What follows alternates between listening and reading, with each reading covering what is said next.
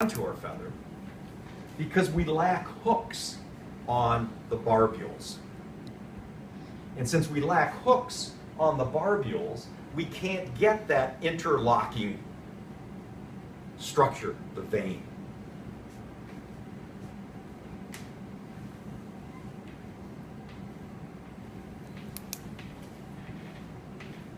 And another characteristic of down is the fact that the rachis is shorter than the longest barb.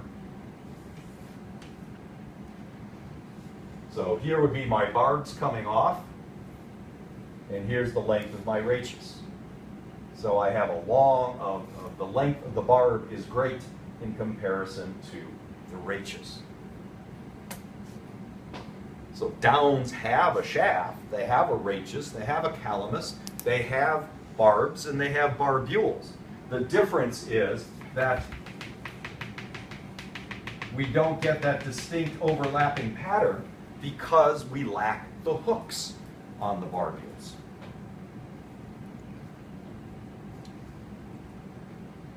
These types of feathers are more abundant on juveniles, but you always have at least some in an adult.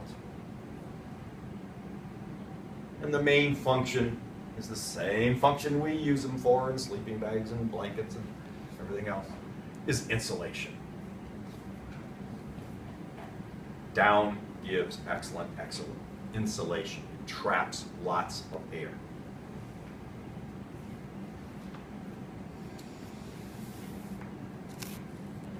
Semi-plume is similar to down in that we're lacking the hooks. It differs, though, in the relative length of the rachis and the longest barb. All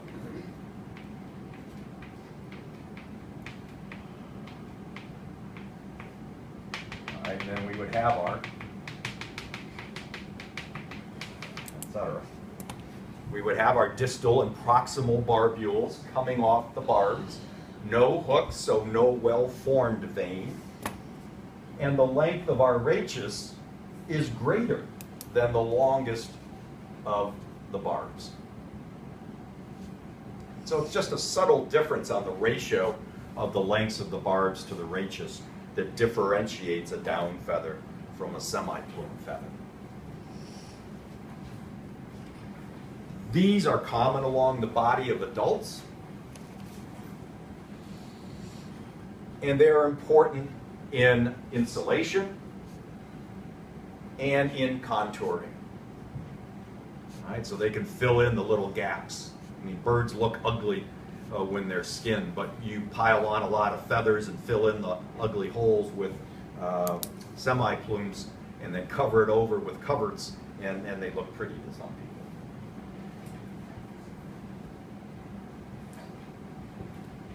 Phyloplumes, these are mostly your shaft with a few terminal barbs and barbules. So here's my shaft coming up, calamus really.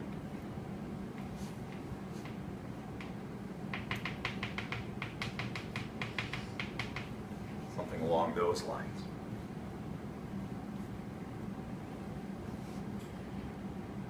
These often surround the contour feathers.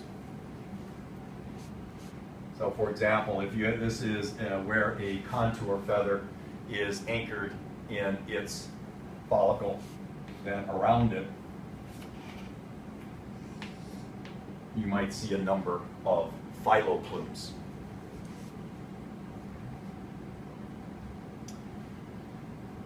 The function of these is still under debate, but they probably function as sensory organs, so that they are highly innervated at their base, and they, in total, should be sending signals to the brain that allow the brain to tell the position of that flight feather, of that contour feather.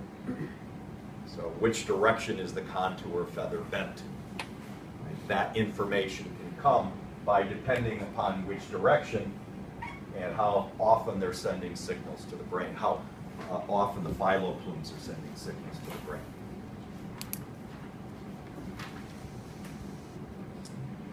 Okay. Do those barbules have hooks on them as well? Of the No, they do not. So they would not form a true vein at the end. I missed one in here.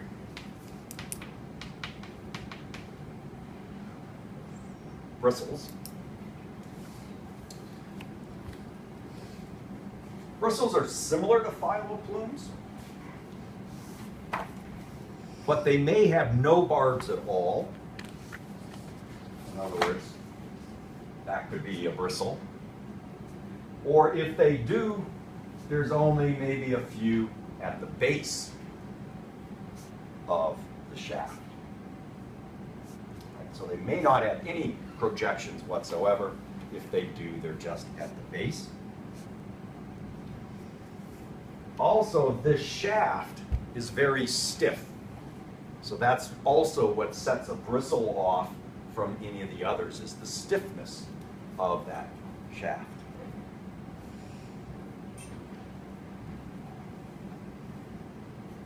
You find these near the eyes, near the bill, especially the corners of the mouth where the jaws are coming together, and around the nostrils. Yep, the ears too. So basically we're talking about the head region. Common around the eyes, common around the nostrils, common around the ears, and perhaps where the bill comes together. So in that area. These may be sensory. They may be acting as filters, keeping dust and other particles from getting into those openings. Right? So functioning in an analogous way to your eyebrows, for example. Your eyebrows help keep things from falling into your eyes. So they may be acting as filters. They are particularly well developed in some insect-eating birds, especially those around the corners of the mouth. And there's speculation that those well-formed bristles might be an adaptation to capturing insects. In other words, instead of, that's how wide your mouth is when you're going after that flying insect, but if you have a bunch of bristles around your mouth, you may miss that insect slightly, but it'll get hung up in your bristles and you'll be able to lick them out or whatever. So for example, many books would say the Caprimulgiformes have well-formed bristles at the corners of the mouth. Those are nocturnal insect-eating birds. Right, and powder down. Powder down is not found in all birds. It's unusual compared to the others in that it grows continuously. In other words, it's not molted. We'll talk about molt in a minute, very briefly. But it grows continuously. It doesn't fall out. Similar in structure to down. Okay, so that we have those non-overlapping barbs, non-overlapping barbules. We don't have a well-formed vein. We have very long barbs coming out compared to the length of the rachis. So it's similar in structure to a down feather. But the big difference is that the tip of the feather continuously disintegrates. It falls apart to form a very fine powder. Right, so it's structured like a down feather, but it turns into a powder, hence the name powder down feathers.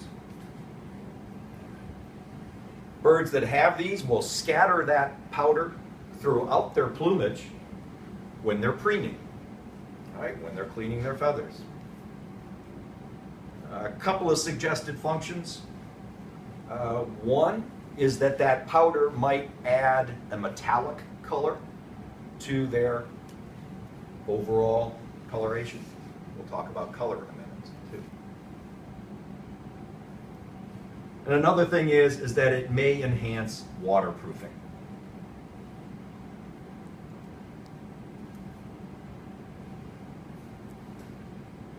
So we have different types of feathers.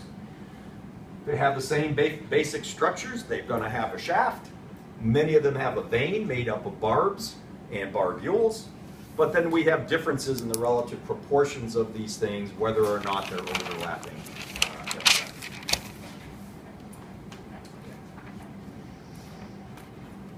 Location of feathers. Right, when you see a bird, the bird's covered in feathers. However, feathers do not grow anywhere on the body of the animal, or everywhere on the body of the animal. Instead, they're restricted to well-defined areas called feather tracts. And that same handout in the middle, you can see examples. So that on that bird, the dark stippling indicates where the feathers are coming out of the epidermis. But you can see that there's broad areas, all of this white, that's areas in which no feathers are growing. So only in specific areas, only in specific feather tracts, which all have their names, do you get the growth of feathers. I'll pass around this. Looks like a young pigeon. And you can see where the feathers are coming in. Very obviously, they're coming in specific locations in specific feather tracts rather than across the entire body. Okay. Feather color.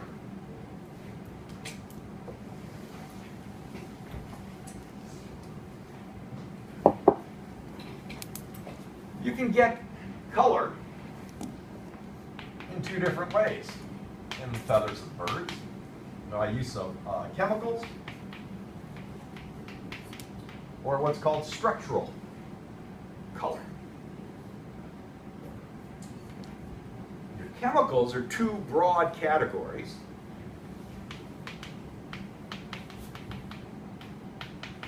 You have carotenoids and melanins.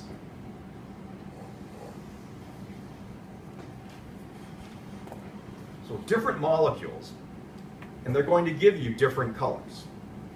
So the carotenoids gives you your reds, yellows, oranges. So think of a carrot.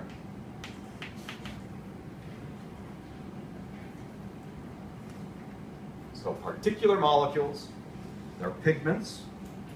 When present, they're going to give you a red, orange, or yellow color, depending exactly on which carotenoid molecule you have and how much of it. That will determine on the shade of red, orange, yellow, and the brightness of that red, orange, yellow. Melanins are going to give you the dull earth tones, so black, brown, brownish yellow.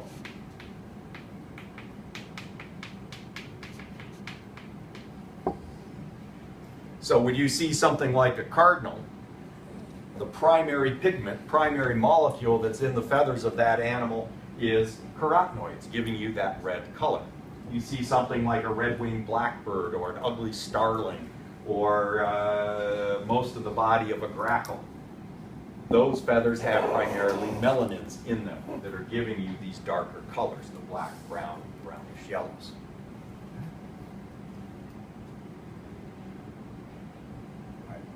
Structural color.